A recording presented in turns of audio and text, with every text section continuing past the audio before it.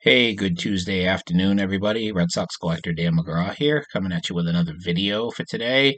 This is a Monday and Tuesday mail day compilation. I feel like I'm missing some stuff. I had some cards come in yesterday. I had an order from not Burbank, but Riches and Deals, a Beckett Marketplace dealer who I've bought a few times from. Super fast service, great cards, and 100% accurate every time, which is always nice. And I picked up a couple of Topps Heritage Chrome cards and some colored variations. It was 4 cards, nothing major. They were all 99-cent auctions. The seller shipped them all together, I think, for $3. I already put those cards away, so I'm not going to show them. But I'm going to show some of the other things, and it's mostly memorabilia again. A little bit of everything today. Nothing fancy, nothing extremely valuable. But it's going to kind of lead me into part 2 of this video, which is talking about why I collect what I collect. When so many other people are spending their money on, graded cards and high-end rookie cards and things like that, why do I buy the things that I buy? And I'll get into that after I show off the last couple days worth of mail. So I'm going to start with an item I actually got last week that I kind of forgot about. I put it aside. It's one of the many Scrabble Red Sox games, shaped like a home plate. Very cool. Don't know exactly which edition this is. It's either 2006 or 2007. I can see Dice K as I wiggle my finger over Dice K, so it's at least 2007. Could be 2008 as well. But I have one other Scrabble game. I know there's probably 4 or 5, maybe even more different Red Sox Scrabble versions. So I pick them up when I find them cheap. I don't like to pay a lot for these. They just kind of go into my game collection, if you will, along with my Monopolies, which I'm still trying to get the last Monopoly game. All right, so that was from last week, and it was kind of an oversight. The next thing I'm going to show is this is the final season David Ortiz commemorative patch. A lot bigger than I thought it was going to be. It's in a nice encased plastic and showcases him tipping his hat to the crowd with the David Ortiz 34 final season patch. These were put out in 2016 after his final season. So this is something I've seen many times, and I finally found one at a price that I was comfortable paying. I will put that on a stand somewhere and display that in the other room with some of my other odds and ends.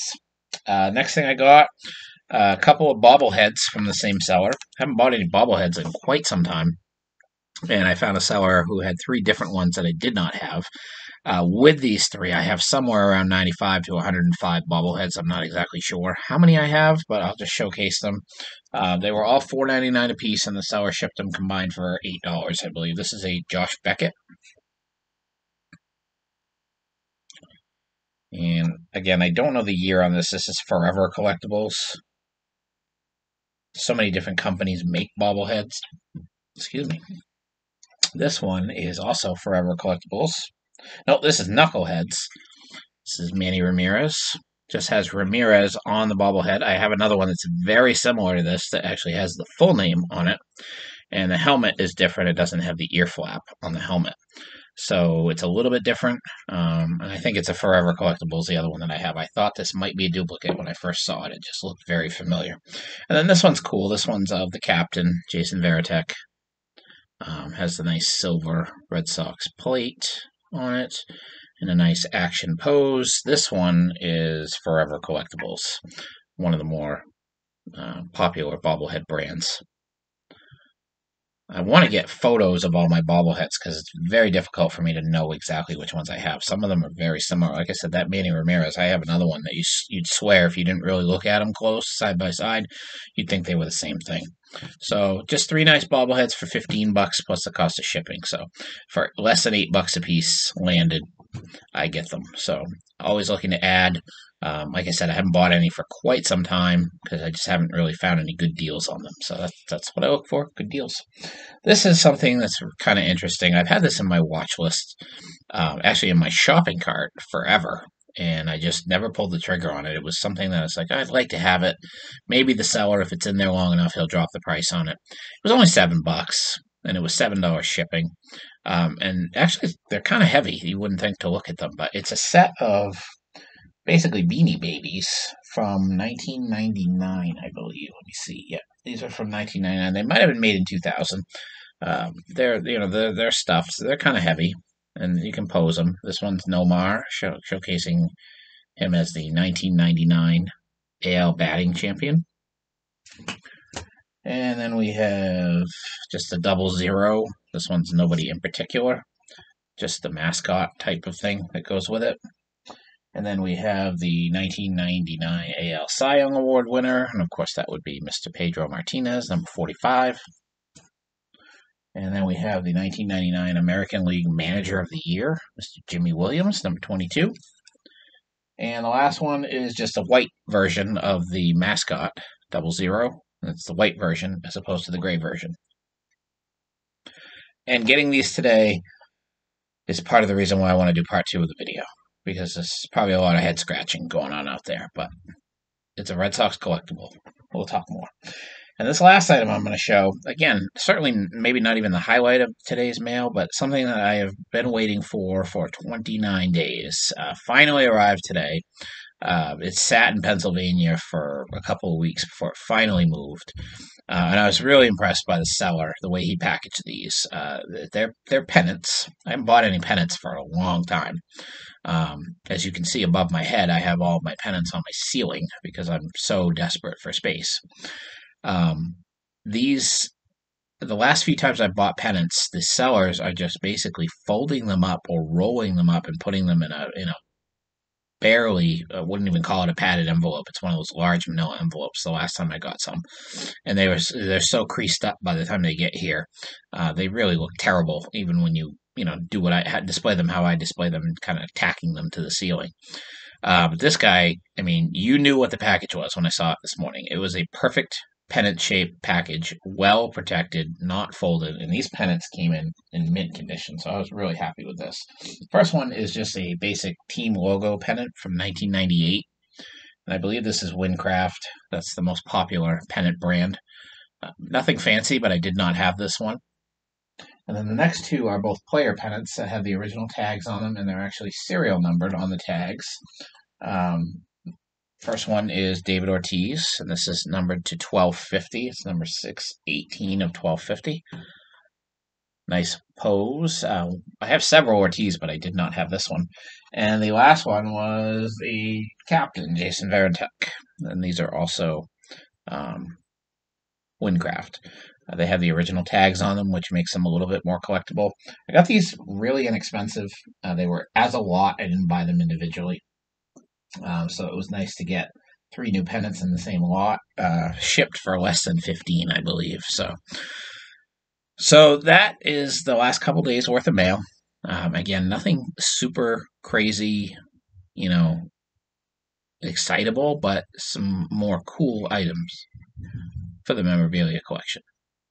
So with that, I want to get into part 2 of this video, which is just basically talking about why I collect what I collect. Now, a lot of you probably watch my videos who do subscribe to me, probably sometimes scratch your head and say, why on earth, with all the really cool stuff that's out there in any sport, in any part of collecting, would he buy something like a set of Beanie Babies? Well, I collect what I love, and I love the Boston Red Sox. And I try to get as much different stuff of the Red Sox as I possibly can. And that's how I choose to collect. I don't feel I have to defend that. And nobody's come out and questioned me, like, why do you spend your money on this stuff when you could buy, for every 10 things that you buy, you could buy a nice graded Yaz rookie, or a nice vintage Ted Williams, or Bobby Dorr, or a vintage tobacco card graded, or a nice autograph, a Pedro autograph or an Ortiz autograph. And you just collect higher end stuff and you limit your collection and do it that way. But as you can see, and if you watch my videos, you know this, I'm so invested in this collection in every aspect of it. I've considered at times saying, can I pare this down a little bit? Can I stop collecting stuff like pennants and stuffed animals and bobbleheads and, cards even? I've even contemplated stopping collecting cards because there's just no end to that. But the problem is I'm so invested in everything at this point, and I know myself, and if I turned around and said, okay, I'm going to sell all of my going to sell all my pennants, or I'm going to sell all of my goodness, all my oddball stuff like this, stuff like cereal boxes and games and puzzles and magazines even. I would immediately regret it because I put so much time and effort and quite frankly money into buying a lot of these things, and that's what makes me happy. The more obscure and odd that it is, the better it fits into my collection at this point. I'm not a and I did dabble in this if you watched my older videos for about 15 minutes. I dabbled into buying some vintage slabs of Hall of Famers. I dabbled in buying just basic Hall of Fame cards, which I still have. Haven't been able to move those. Haven't really tried lately, but they're just sitting in boxes up in my closet. And, that was money that I could have been putting on my Red Sox collection. And I'm glad that I figured it out quick enough that I stopped because I really this is it for me. This is my passion. This is my hobby, and at this point, like I said, I'm so far into it. I would wager that my collection of Red Sox cards and memorabilia is probably the most expansive there is. There may be somebody else out there who's got more than I do. I've never seen or heard of anybody like that. And I'm certainly not trying to brag. This is my passion. This is what I collect, and I love it. And I'm not going to stop. I'm not going to. I am finding it a lot harder to find things that I don't have. So as that happens, I will probably maybe move towards buying some high grade rookie cards of Red Sox players, stars, higher grade vintage cards or something. I might end up dabbling in that later on. But right now, it's just trying to get everything that I can on a budget and looking for great deals. I'm very good at being patient about, well, let's hold off on this because I think it's overpriced. I'm not going to overpay on something. I set limits. I find so many good deals that it offsets anything that I ever question myself, excuse me, paying too much for. And I really never like buy something and say, oh God, what did I just do? I spent way too much money on that. Um, Cumulatively, I've definitely spent a lot of money on my hobby, and we all do. Anybody who collects, you have to put money into it if you want it to be something that you can be truly proud of. And I'm definitely proud of my collection. I love showing it off.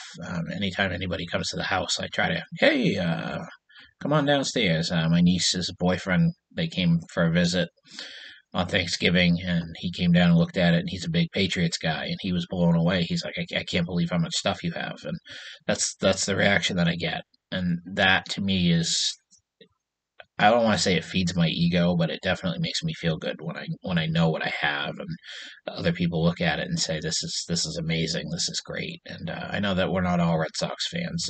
There's a small part of the population and the collecting population that are Red Sox fans, and I'm happy with my channel. I'm happy showing off my stuff and talking about my collection and talking about collecting. But this is what I do. Um, I collect what I love, and this is my passion. And I've looked at steering off the path and getting into sub collections and things like that, and it didn't work.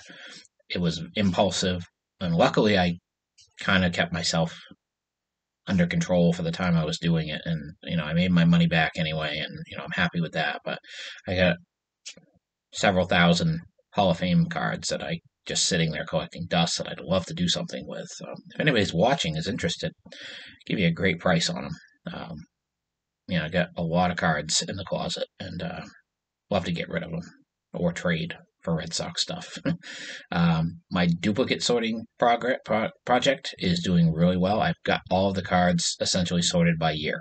Now I need to do the breakdowns by taking each year and then breaking them down into companies and then getting them numerically sorted and then getting them put back into boxes and getting them onto a spreadsheet. So still a long ways away, but I was proud of myself. I did get that accomplished on Sunday afternoon.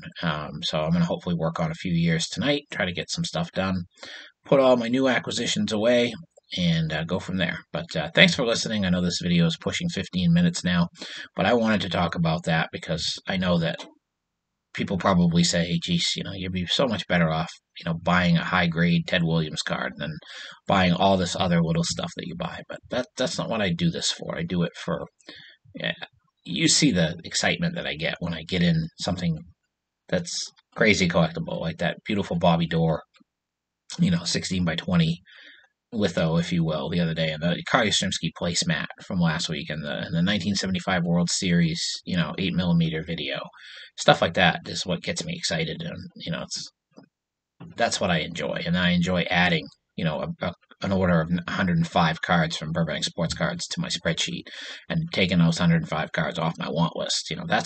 That's what excites me as a collector. So I'd love to hear other people's stories. Maybe you guys want to make a video about it. I know some of you have talked about this before, but the way the hobby is now, it's so expensive to buy packs and rookie cards, and I look at the way I collect them. It works for me. That's what I enjoy. So I'd love to see some feedback and hear some feedback in the comments, and some response videos, if you will. It's not a contest or anything. I'm not offering anything. I just love to hear what other people have to say about why they collect what they collect. So that's all I got. I'll cut it at 16 minutes here. Hope everybody's doing well, and as always, take care.